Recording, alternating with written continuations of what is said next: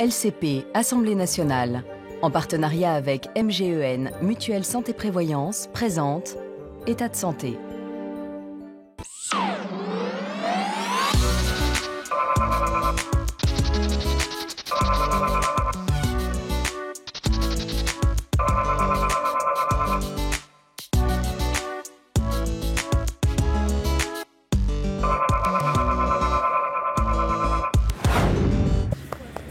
Ah. Allez, allez. Ils vivent dans un cadre bucolique, entourés de nature et de montagnes, en plein cœur de l'Ardèche. Une vie tranquille? Pas tout à fait. Car ces chevaux servent aussi de donneurs à l'un des laboratoires de Sanofi, l'un des plus grands groupes pharmaceutiques du monde. Grâce à eux, Sanofi fabrique toute une gamme de médicaments qui servira à lutter contre la rage, le tétanos ou certains venins. Jusqu'alors, une fois terminée leur vie d'animaux de laboratoire, ces chevaux étaient euthanasiés. C'est des jeunes? Il y a 2. Et puis est arrivée Camille. 5 et 10 ans.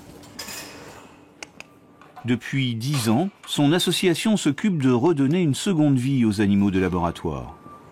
Une fois par mois, elle se rend donc ici pour faire connaissance avec ses chevaux en fin de carrière scientifique. L'occasion pour elle d'apprécier leur état de santé.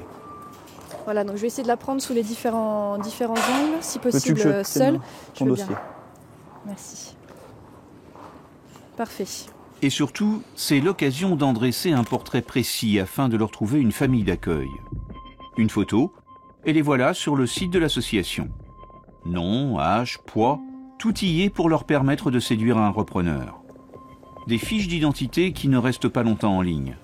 Les animaux étant offerts, ils trouvent très vite un nouveau propriétaire. Chevaux, mais aussi chiens, chats, rongeurs, primates ou poissons, cette association réhabilite près d'1 millier d'animaux de laboratoire chaque année.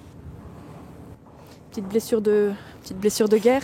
Les animaux typiquement qu'on réhabilite, ça va être des animaux qui ont eu des protocoles qu'on qualifie de peu invasifs. Ça peut être des études alimentaires par exemple, sur des préférences alimentaires, des études comportementales.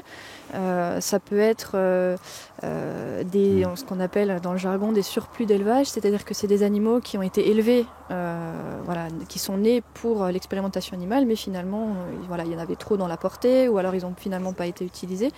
Donc c'est des animaux parfaitement sains. Pour le groupe pharmaceutique, cette reconversion représente un coût supplémentaire important. Mais qu'importe, car il s'agit d'un mal pour un bien. Est-ce que tu peux juste la faire pivoter un petit peu autour de toi? Il n'existe pas en effet d'alternative à l'utilisation, par exemple, du sang des chevaux dans la mise au point des médicaments. Pour les responsables de Sanofi, il est impossible de faire autrement sans carrément menacer la recherche scientifique.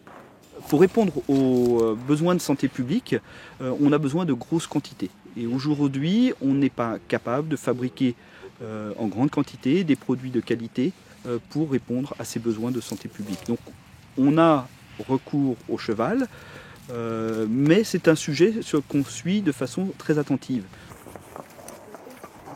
En attendant de pouvoir se passer du sang de ces chevaux, ceux-ci ont bien de la chance.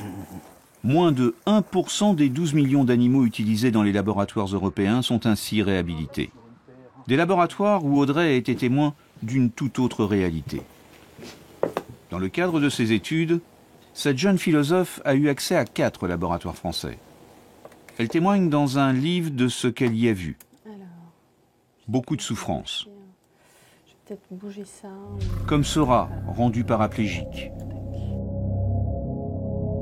Ou encore ces chiens myopathes.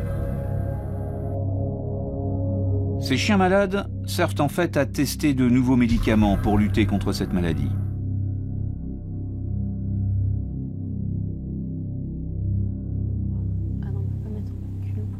Comme c'est une maladie génétique, ils naissent, c'est des chiens qui naissent myopathes. Ils naissent myopathes parce qu'on a voulu qu'ils naissent myopathes. C'est-à-dire que c'est des élevages en fait qui produisent des animaux dans le but de servir aux expériences et aux protocoles de recherche. En 2014, ces recherches ont permis de trouver une thérapie génique qui a redonné du tonus musculaire à ces chiens. Dans ce cas précis, les animaux de laboratoire ont fait avancer la science. Cet exemple-là précis sur lequel on s'attarde parce que c'est la myopathie et ça touche les gens et les enfants malades, etc. Certes, c'est un exemple qui existe. Après, sur tout l'éventail des 12 millions d'animaux qui sont utilisés pour les expériences, il y en a beaucoup qui sont redondantes d'expériences. Il y en a beaucoup qui sont faites et qui ne sont absolument pas justifiées. Faux, répondent de nombreux scientifiques, pour qui l'animal est encore le seul modèle pertinent pour certaines recherches. Du point de vue des droits de l'animal, qui ont le droit de ne pas souffrir par la faute de l'homme, effectivement, l'utilisation expérimentale de l'animal est contraire à ce droit. Mais pour le moment, nous considérons que l'utilisation expérimentale de l'animal est encore un mal nécessaire. Super, je vais faire une dernière de face. Est-ce que tu peux la ramener un petit peu vers moi ? Reste une question essentielle. Par-delà le débat sur l'utilité scientifique des animaux de laboratoire, l'utilisation du vivant par les humains est-elle moralement légitime ?